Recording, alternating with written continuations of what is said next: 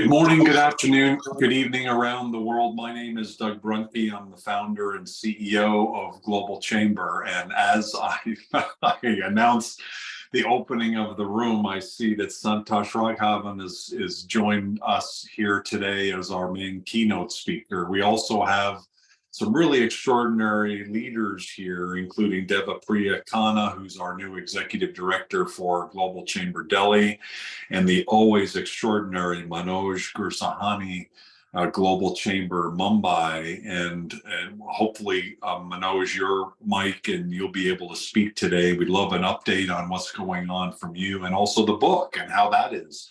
Extraordinary book, and it's just really full of global tribisms, if I like to call it, because as he posts the information online, it's just information that's just so helpful for people doing global business. It's just the perfect book. So thank you, Manoj, for joining. Santhosh, are you available? And thank you for joining us today. I think we were going to kick off with you and have you speak a little bit about some opportunities that you're seeing from your chair there in Bangalore. Are you available to chat? Yes, thank you, Doug. I'm sorry, just quite a bit held up with one of the traffics here. So yeah, I'm just back in my home, and yeah, pretty much I'm Great. up with that. Fantastic. So congratulations on your role as Executive Director for Global Chamber Bangalore. And you also have been involved with trade for many years, and your connections are there within the region and then all across India and the world. Congratulations on all of that. We thought we'd start by you kind of kicking things off. What are some of the things that you're saying that we should be aware of business that's happening in India, changes that are going on the business side of things, and anything else that you would like to share today?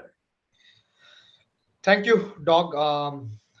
Thanks for this platform, and always pleasure to be here, chatting alongside with experts from global markets. So yeah, pretty much based in Bangalore, and we are pretty much into agro exports.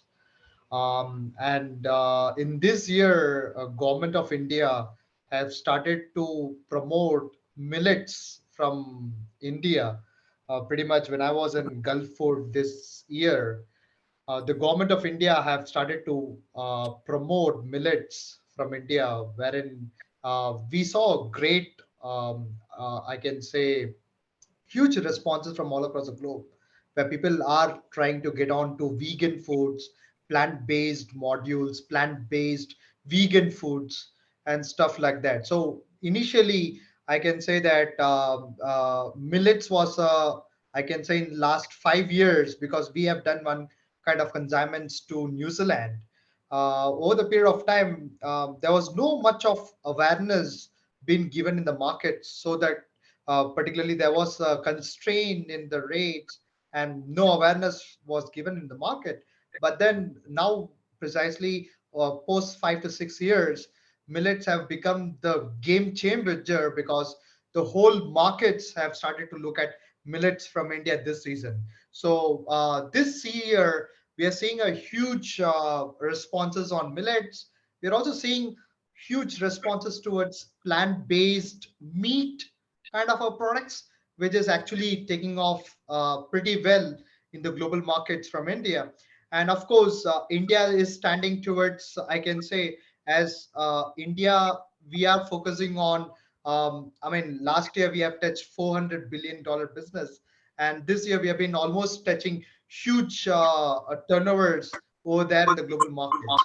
So approximately, I can say that this year we are touching huge heights in terms of agro business, because as you all know that India is basically an agro based economy. All right, if I just go back in 50 years or 60 years back, of course now you have tech, you have machineries, you have many other products which has come up in the market.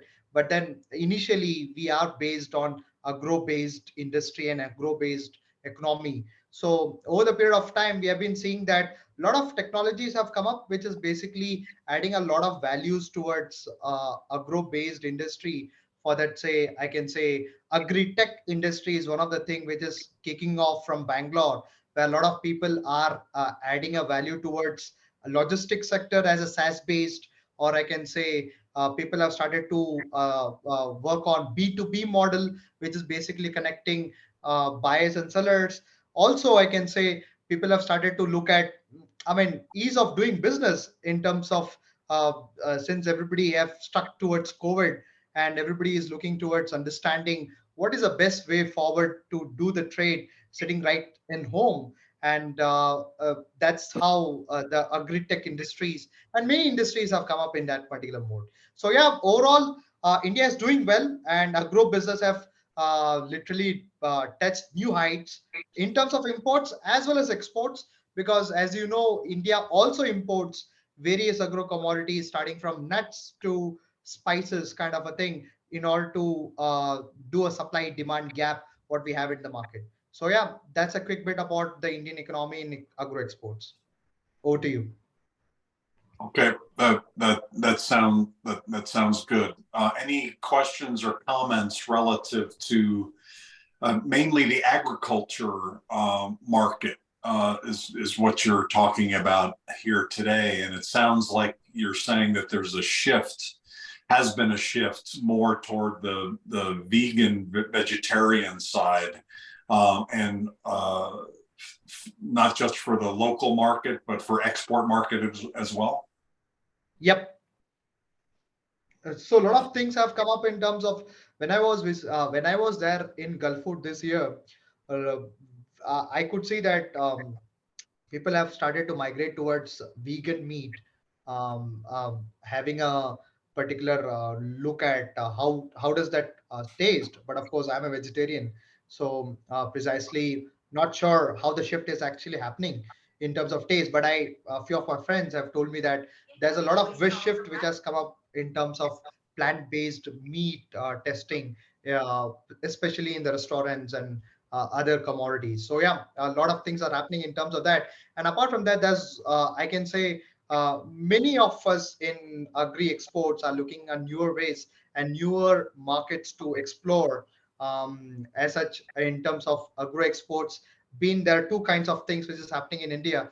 One is, why should people look at Indian exports as Indian agriculture goods?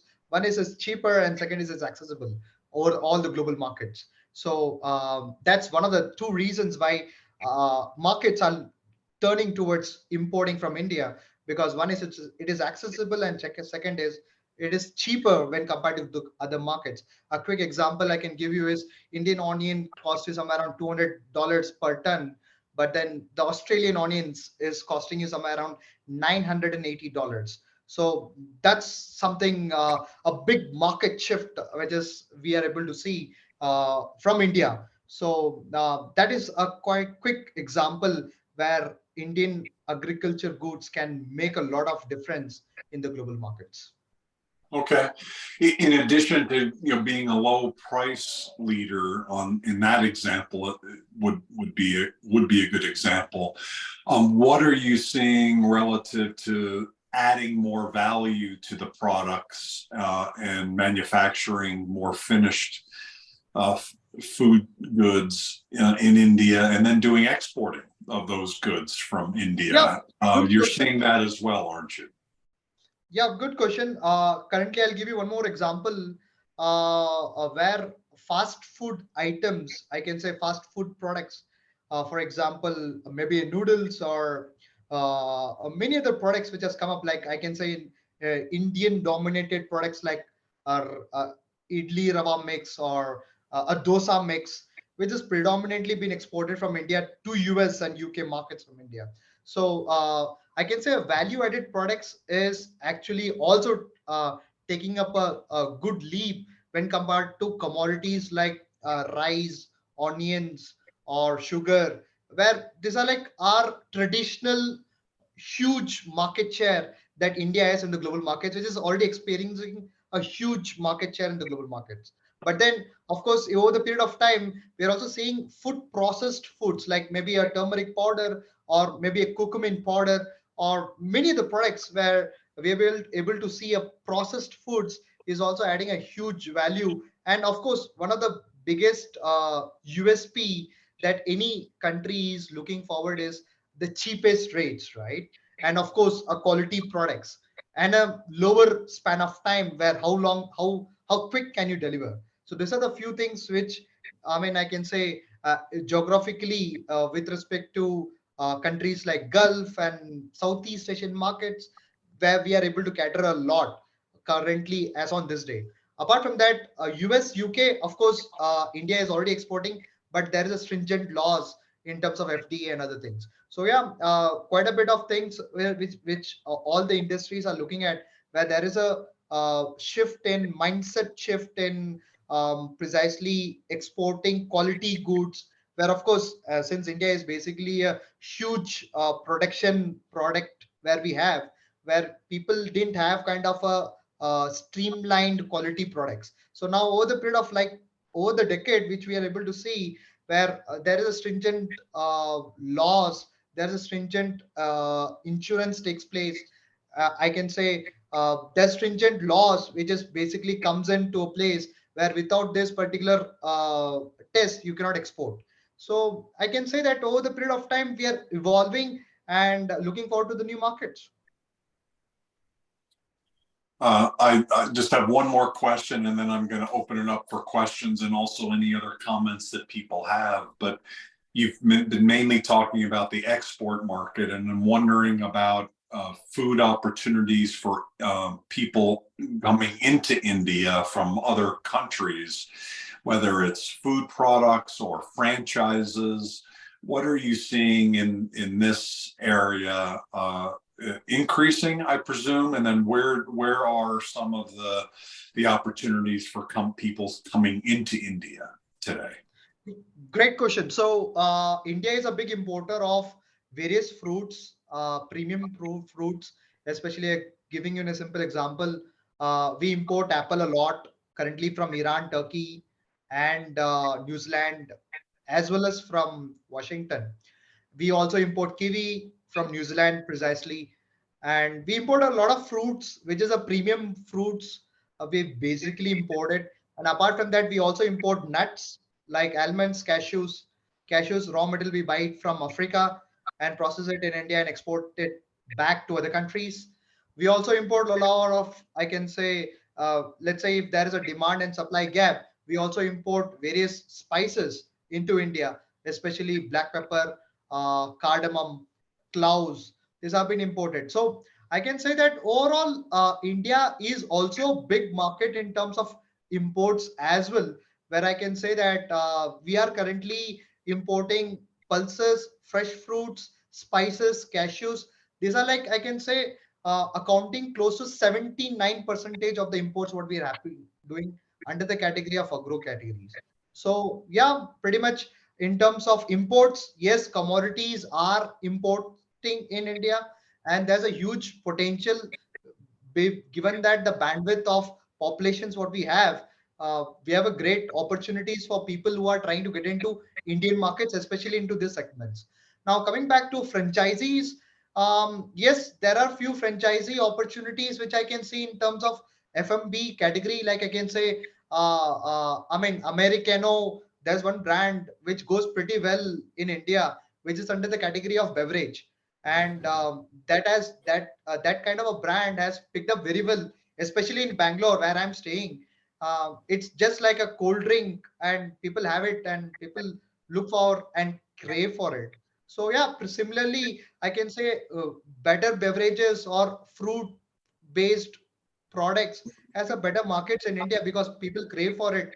And given that if there is a quality given to it in a minimum price, we still have a good markets. So yeah, these are my thoughts with respect to imports to India. Thank you, Santhosh. Any questions or comments relative to Santosh's comments, please? Just either raise your hand or just unmute yourself. Either is fine.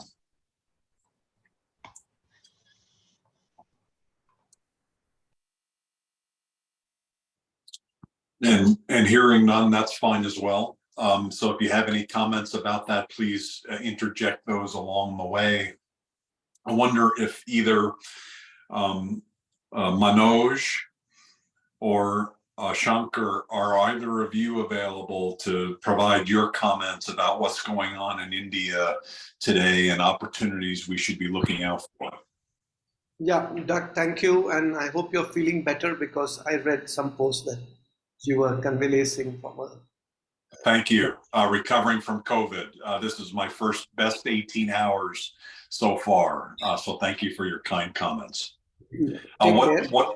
You've got your finger on so many different things there in India, in and out of the country, and then you've got the book, and you're out on your book tour, which is a kind of a continuous daily exercise. So congratulations on that as well. I think you're actually speaking at the book author series tomorrow. In 24 hours. So thank you for taking the time to do that as well. But what are some of your observations about opportunities that you're seeing? So Doug, I would like to, and after where I would like to focus on is, one is the opportunity which we as each city-wise can get together, like, Devapriya and all of us put together, Shankar on that side, is how do we collaborate, okay? Because there are two aspects I look at. The India story we've spoken about in the past, and I'm sure what Santhosh also mentioned on the agri base, it was very useful. But I'm saying, Santhosh, all of us put together is, if we can have either to ensure that we work collaboratively, so that last time also mentioned something outside my region I can refer to. It could be a regular member who's not renewing his fees, and it could be a client who's looking at servicing in a particular thing. Like Shankar reached out to Devapriya about the talking opportunity of being on a panel. So I think if we can first cross promote each other from a global chamber perspective, and somehow kind of thing, maybe we all of us can do a joint effort to create that global chamber India perspective social media presence. Okay, somehow create visibility. So that would obviously lead to, and I have a team which I work with for my own book sales and all that. Get few of them together. Get a maybe basic core team of social media and strategy team who can help in building us creativity, help in our sustained kind of release of whether it's Insta Reels or whatever else we are doing on an ongoing basis, share few success stories. I think that will lead to more inquiries coming up our way, more success stories, and obviously leading to membership growth. And somehow we can prove that with all the big network available, what do people want? They want beyond the hype. What is the action thing? So let's say somebody is looking for a buyer, distributor, healthcare sector, so many things. So somehow I feel if that cross connect and cross pollination can happen, leading to outcomes. Maybe it could be small wins. That will really give confidence to people, help us in membership growth. And I just wanted to pause here and just to share that. Okay, well, very good, because I think 4 or 5 of you are executive directors for Global Chamber. The rest of you are members of Global Chamber. So we welcome all of your perspectives, because at the end of the day, we want to continue to grow in India. The other issue that I think becomes natural is, in addition to the cities that we have covered now, I think we have 7 executive directors in 7 cities. There's a lot more than 7 major cities in India. So what are some of the gaps that we have? We have global advisors, for instance, in Chennai and Hyderabad and some other cities, Kolkata. We have a global advisor in Kolkata, but we really do need an executive director. So these are gaps that we have, and we definitely want to be able to fill in over the next 2 to 3 years. And so if anyone has ideas of people who are extraordinarily capable entrepreneurs in those regions, please let us know. And then Manoj, great comments about how we can better coordinate.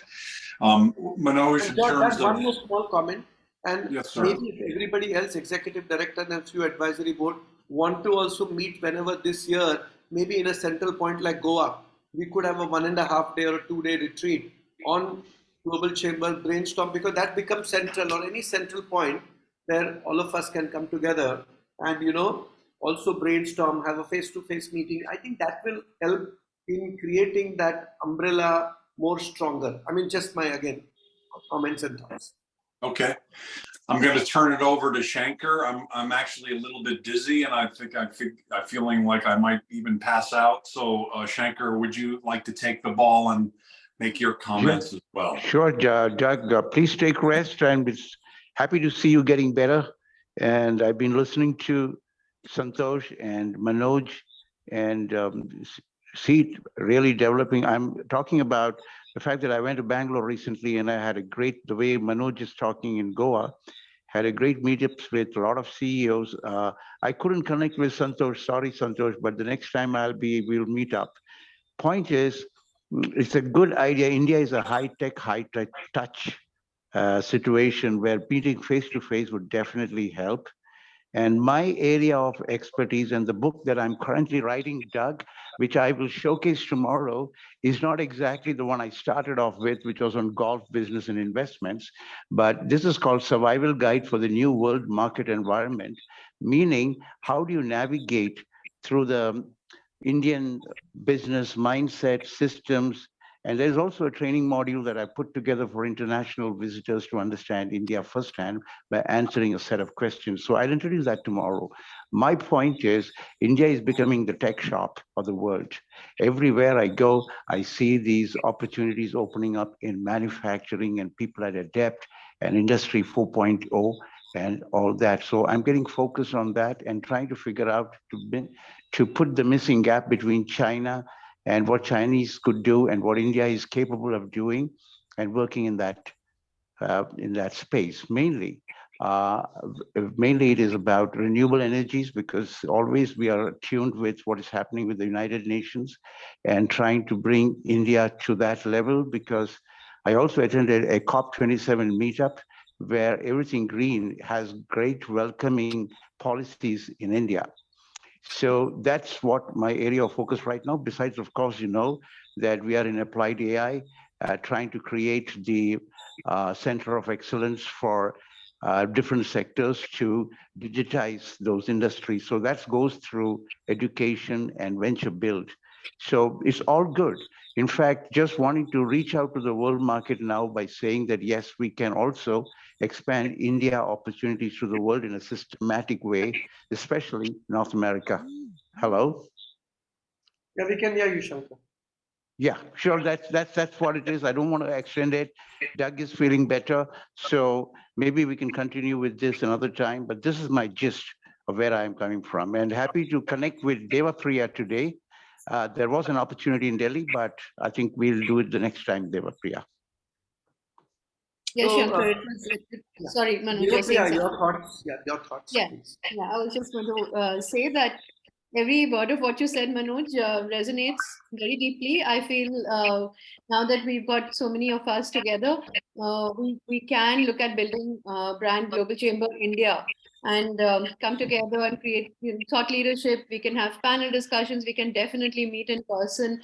We can conduct joint events either virtually or in person. We can visit each other's locations and invite members to come. So the whole point is that the brand Global Chamber India becomes larger than life, and collectively, because we're doing the same things in our respective areas, right? Geographical areas. So this is probably a great opportunity for us to come together and amplify one another's efforts. Really look at cross promoting one another's efforts, referring members. I have family based in Mumbai. I have neighbors in Ahmedabad, business owners. There's a lot we can do, and since we're all linked on LinkedIn, you would know that my particular area of expertise is founder branding, personal branding, building business brands, and women in business. So connecting women, providing them global opportunities across the world. So I think we can look at some of these threads, tie them all in, and connect as an India leadership team. I think that is something that what you said, Manoj, is resonating very deeply. And Shankar today actually demonstrated how this cross promotion and cross, helping one another can really take all of us to the next level in terms of even visibility. Because he referred me to somebody, it's just that gentleman called me. We had a conversation and we promised to do this some other time because my date was already spoken for. So, Shankar, you are very right that India is the tech hub now and it's really exploding. Recently, I did an event with the West Yorkshire Mayors Council, in the UK. I do a lot of work with the UK. So, Uh-huh. the whole focus of that conversation was women in tech and how why they should look at building their bridges with West Yorkshire. So organizations like that are actually coming forward. I just feel that the time is right. The huge tailwinds that are taking us forward will really stand us in good stead. And all we need to do is get together and take this forward in a very structured manner. And my last point is, I'm just, as Doug was talking about, that there's a gap in Kolkata. Maybe some of us can come together and we can see who the right person can be, or if there is no right person at this point, maybe we can step in and activate the membership there and then hand over to the right person. So as a team, collectively, we can do a lot, is what I feel. So Manoj, right with you on that.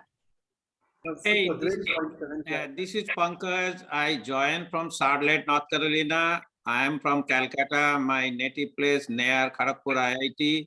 My mother lives there. Don't worry. Please connect me on LinkedIn. Devapriya, I'm sending you an email. We are already connected. But recently I visited UP Investor Summit as well as Bangalore. Doug and Cesar knows me very well. So our whole business running on digital media. We have a website and we are a venture capital, and I can give you a lot of people in Calcutta because I studied Jadavpur University, stay there 12 years, now almost 30 years in US. So we will talk offline. Well, I have a lot of connections, so who are wants to join as an executive director locally. So that's my responsibility. I can take it. So I know a lot of like my roots. I am from Bengali, but now US passport holder. Next 2 months going to office in Dubai DIFC. So I'm a global citizen. So please let me know what you are looking for. I can give you a tons of like a connection and referral, so you guys can go ahead. I mean, these are the kind of conversations we are looking forward to. I'm also from Calcutta. You went to Jadavpur. I went to Presidency. I went to Modern High School. So we have a lot to take offline. We'll do that. But yes, handing over. If I could just jump in, this is Kuntal. I'm from the US. I used to be executive director of Global Chamber San Diego. And since then, I've been refocused on my consulting practice in global communications and marketing. I know a few of you here, but I did want to quickly ask Santhosh, what currently is your largest export market, and how much of, I know technology came up, and I think that's a very, interesting point, because not only could it be the end products that you're actually exporting and selling, but is there an element of agri-tech, and the technology process in manufacturing these products that can also be exported and can provide a value add. So those are two questions that I have for you. And what kind of, the third question is, what kind of products are you seeing being exported the most in terms of plant-based products? So those are some, curiosities I have. Thank you, Kuntal. So, quick two question answering the first two. Precisely, India, if you just see the plant-based products, most of the products which is in high volumes, I can say, the very first product which is in high volumes are rice and sugar. These are the most exported products from India. I mean, any part of India, some or the other way, we grow this particular two products. Now, in terms of particularly the opportunities for Indian agro products, I can say the major chunk of goods under the category of agriculture goes for island countries like Sri Lanka, Seychelles, Mauritius, Maldives, and then precisely for Gulf, and then for Southeast Asian markets, and then goes for Europe, and then followed by UK and US. So this is the hierarchy of precisely due to the geographical, I can say, the space where India is today. The most cargo has been exported to Southeast Asian markets as well as to island nations, and then to Gulf, and then to Europe, and then followed by UK and US. So and Canada too. So that is a hierarchy which goes through it. Now the opportunities, I can say, in terms of Indian agro products, are there are two things which when I was in Gulf food, I could see there are two hot opportunities from India.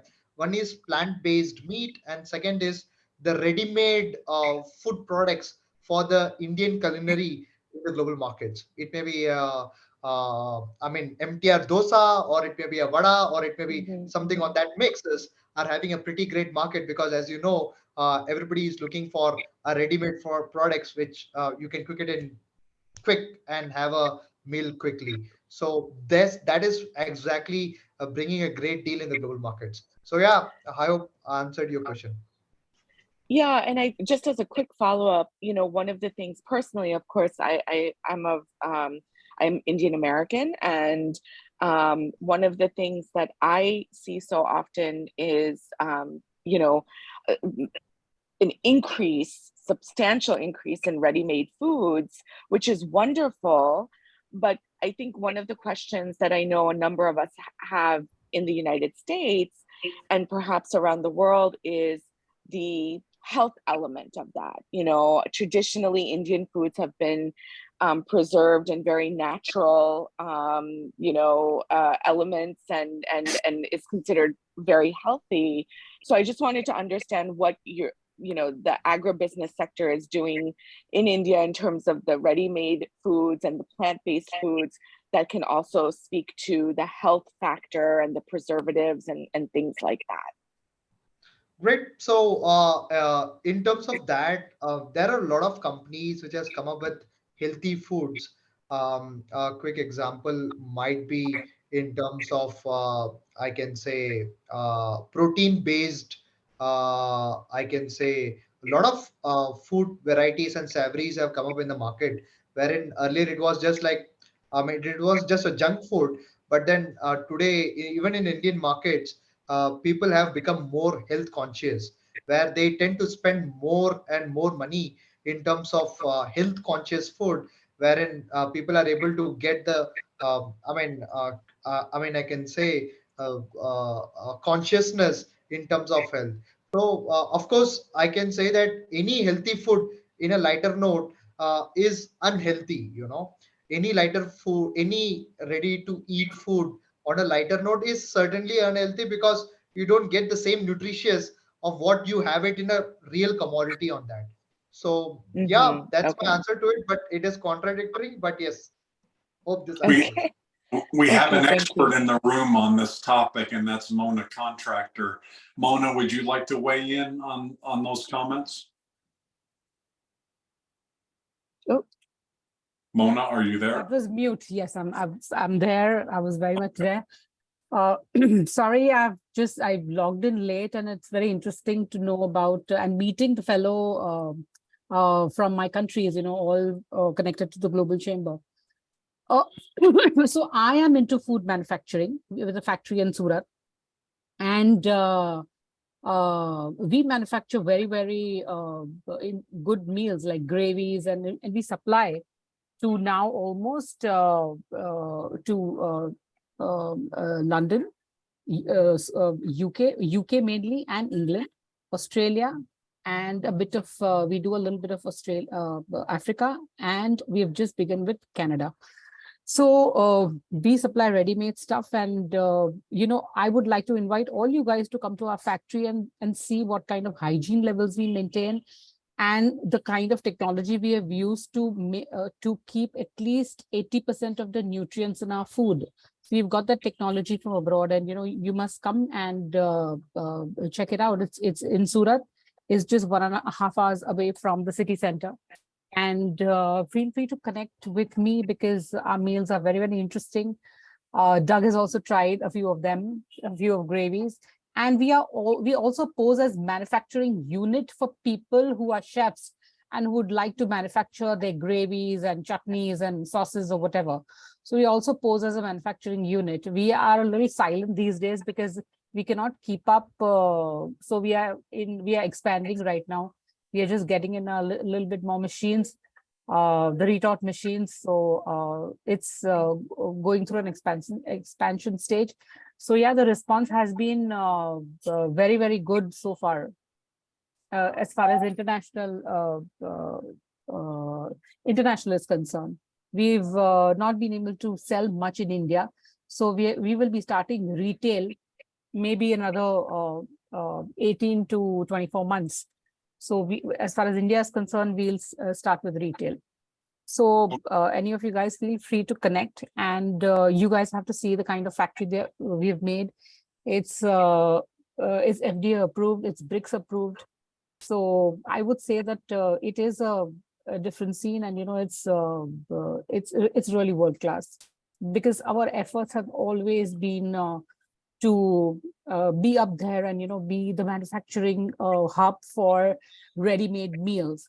And as far as your mock meat is concerned, we have also tied up with a few people who provide mock meats, like for example jackfruit, which is very, very which is utilized in most of the restaurants these days instead of mutton, that is lamb. So that response, we are working on that, and we're going to start with some recipe in that also. So yeah, I mean, you all are welcome to come and see our factory anytime you want to. Thank you. Mona, maybe a meeting of all the global chambers could happen in your factory. Please do. If we take like appointments well in advance, so because we really have to arrange for it, we can meet in Surat. Yeah, it's a hub for very good food. So no, if I may I have a question, Mona. So right now you're doing largely for India or the global market, and if the global it's a global market. Our target was exports only, because see, India, it's a lot of, as you know, in five-star hotels, the chefs are there and they store the gravy and things like that. So that concept about somebody else manufacturing has not yet come in.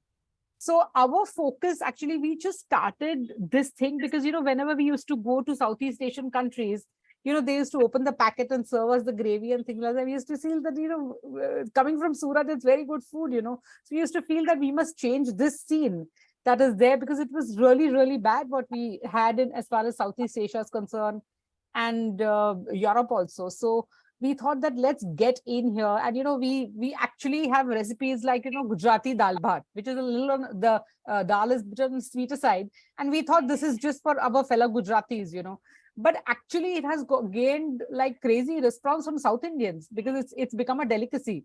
So it's just that we experimented and we succeeded with this. So yeah, I would like to cover the Southeast Asian market, where most of these we travel, and there is a lot of business happening as far as trade for diamonds and everything else is concerned in Southeast Asian countries. So that is one thing which we want to tap very soon. Fabulous. Yeah, because the taste, our focus has just been the taste of the gravies. It's been so we focused on that. So that is in fact, let me know if you all want. Actually, we are short of retail packets, otherwise, like before, I would have sent some packets to you all. But since we have stopped retail completely now, because our focus is just wholesale, so even I don't have the packets at home like before. So Mona, which are the markets, and maybe jointly also with Global Chambers help, one of the things, which are the markets you're looking to explore, which you've not been able to do in the overseas market? Southeast Asia, America, where mainly Indians travel the most. And where there is Indian population, even Africa, like Uganda and those countries, there are lots of Indians that are there. I mean, it's full of Indians. So wherever Indians travel for business, those are the markets that I'm looking at. Hey, Mona, this is Pankaj. By the way, unfortunately, I'm in global fund manager, but cooking is my passion. You can look into it. So that's my hobby, passion, jackfruit. I'm from Bengal. Still, I am like a diabetic type 2, as well as my wife is cancer survivor. Doctor told to cook the food. So it's my part hobby. It's passion, but yeah, definitely we will connect with you. And next time, Yeah, probably we try to, and probably we'll connect and we can help you here, like a Patel Brothers. You know that is the Indian. Oh, yes. Yes. Indian But the Walmart. pricing that they are giving right now is very bad. I know that. That is yours, but I am here almost 30 years and we don't eat processed food because there are preservative, but we buy raw So material. that is our USP. We don't have any preservatives in our food. Yeah, so that's our USP. No yeah, color, no preservative, no MSG, nothing. So we You buy get raw good food. material and cook at home.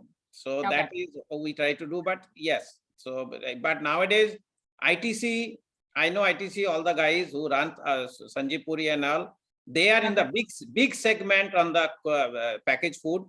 Very huge, yeah. Yep. Very huge. Pankaj is located in Charlotte, North Carolina. So I'm glad you guys can connect. We have about 10 minutes, and I just wanted to make sure that we have a chance to talk to a variety of folks in the room. Pankaj, is there anything that you would like to add to the conversation? Food is a hobby, as you mentioned. Yeah. Involved in a lot of other business areas. Anything you'd like to share in terms of some spotlights we should be thinking about for India right now? Yes, I visited last month, probably UP Investor Summit as well as Arrow India. So we are a fund manager and try to help Indian companies to raise their funds, as well as through Global Chamber members. We got tons of investors, probably you know that.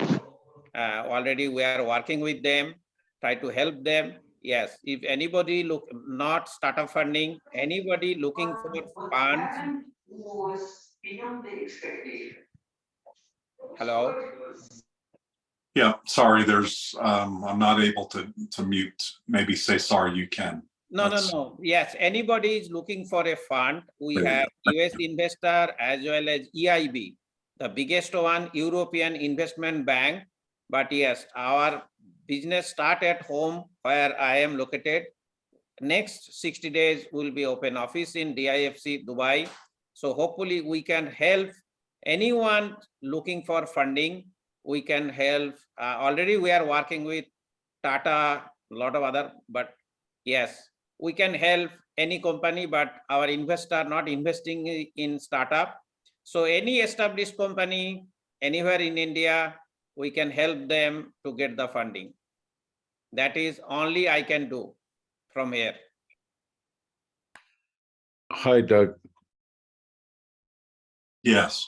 I hope you are recovering. I had also COVID, so I know what the pain is. Just a few months back.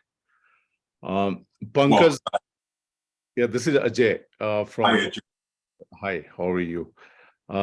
Just wanted to give some of the comments. I was listening, and I know Mona, I know also Pankaj and other people here in the board. Pankaj, I have also in Charlotte, I run in a startup, which is ag tech and food and nutrition. I have a person called Pranav. He will connect you. I just in back channel, I sent your information very soon. But Mona, I had a talk to you for a long time ago. And we have a couple of companies who is looking for manufacturing back in India. I have 4 companies from India on food and nutrition. You should know the background of those. They are part of AHAR. If you can go to Pragati Maidan, which is a 14th to 18th in New Delhi, it's an international ag and food conference, which is happening right now. So there is a Mithila Makhana, which is a makhana kind of, nutritional food. There is a company called NutriSense. If you wanted to connect, I always help between India and US side of the work. I work with also with the Israeli companies on ag tech, but on food and nutrition, I'm mostly dependent on India. So on a back channel, Doug has every information. I help Global Chamber in Northern Colorado to support anybody who is doing. Also, I'm a professor of Montfort College of Business, where I teach sustainable innovation on the side business. There is a lot of things are happening between India and the US side of the world, because I know very closely on ag tech and food and nutrition. It is going to be in large market. So this is a good dialogue forum, and I'm thankful for Global Chamber to do this for the entire country. A lot of possibility exists. And I like to have, sometime in India meet with all the people from different city and bring one of the topic. Meet is always good in person. In person also here in the US, which Doug is taking the lead. Thank you. Thank you. Thank you, AJ. Appreciate it. And I also want to go to Harold. Harold, sorry, I missed your hand raised earlier. I don't think you had a chance to speak. Would you be able to share, please? Yeah, I just want to share that it is a very informative and inspiring meeting, like to know about India. And I would like to connect and collaborate because I just got back from India. But I just want to congratulate Mona. You're doing a fabulous job, because I was in Surat as a bachelor. I used to work for Bank of Baroda at Udna branch. And there's a saying, Doug, in India, that Surat nu jaman ne Kashi nu maran. So Surat's food is very famous. So, and I was quite inspired that 80% of the ingredients. Manoj, let's freeze on Surat then. For me, it's very easy. From Mumbai, it's closer. Yeah, so I think you should start in US. And I think my friend was just talking, so we'll be more than happy to promote your product in the US. And maybe you could send us some samples. Anyway, thank you. Sure, I'll be happy to do that. Thank you, Harold. Is there anything that we can do to help you right now? You're doing such extraordinary work with refugees. No, thank you. I think it's all, I'm just wondering, maybe down the road, we can always connect, collaborate, and communicate with each other, because I work on human rights, and mostly I work with victims and vulnerable populations all over the world. Right now, I'm active in 7 countries, but India is my base, because I just got back a couple of days back. I did presentations all across, but still people are crazy to come to the US, paying the agents and being very ignorant. So my goal is to help people, that innocent people do not become a victim of human trafficking or smuggling. So that's why I get connected with this team in India. And what you all are doing in business is really good, but maybe down the road, I think when I come next, I will try to connect Manoj, or I keep trying. I was in Hyderabad, I was in Bombay, I was in Jaipur. So maybe we can have some meeting, or maybe I could invite you all, so where we could promote global chambers along with human rights. Thank you, Doug. I really appreciate that. Our pleasure. Devapriya, I don't think you've introduced yourself, have you? Could you at least just say hi and share anything that you'd like to share? Yeah, actually, Doug, when you were away, I think I was speaking for that entire time. Oh, sorry. But no worries. I mean, I'm meeting everyone actually for the first time except for you. So just a brief introduction. I'm based in Gurgaon, which is an hour away from Delhi on a good day, maybe an hour and a half or 2 hours on a bad day, which it was today. Anyway, so I've been in the corporate space for about 18 years. I've been a marketer. I've launched brands like Nestle, ICICI Prudential Life Insurance, SBI credit card. My last full-time role was the marketing director of Carlsberg Beer. And since 2014, I've been on my own entrepreneurial journey. I have 2 ventures. One is a branding and marketing advisory. And we help a lot of offshore businesses come into India through branding, marketing, and collaborations. And my second venture really is an accelerator and an ecosystem enabler for women in business leading purpose-driven businesses. And I think that's how Doug and I, we connected, because he saw a lot of what I was doing. This organization is registered in the UK, and we primarily work in the India-UK business corridor, but now we're looking to expand across other markets. So I've recently joined as the executive director for Delhi NCR.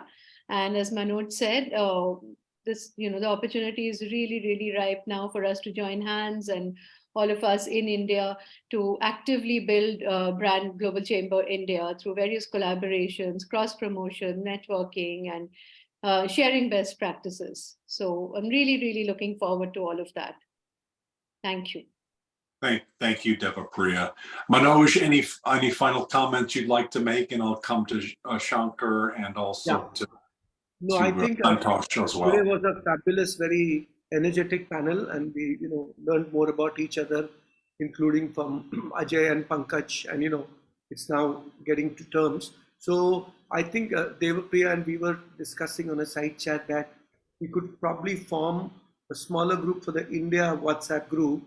Okay, and maybe, of course, you'll be part of it, Doug, and we could have some, Pankaj and AJ also there, so that then it becomes more in terms of moving faster beyond the meetings like this we have, so that business continues on the side and we keep taking action of helping each other out and also grow the membership. Let's do that. Absolutely. We'll work on that. We'll discuss on our side as well. Shankar, any final comments? Well, it was really fantastic to meet new people today.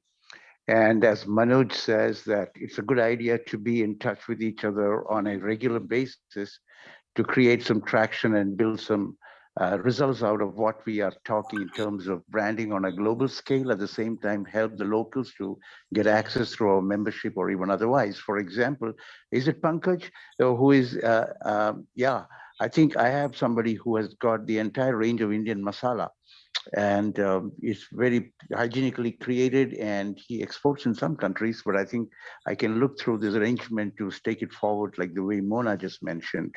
And such opportunities can be translated immediately.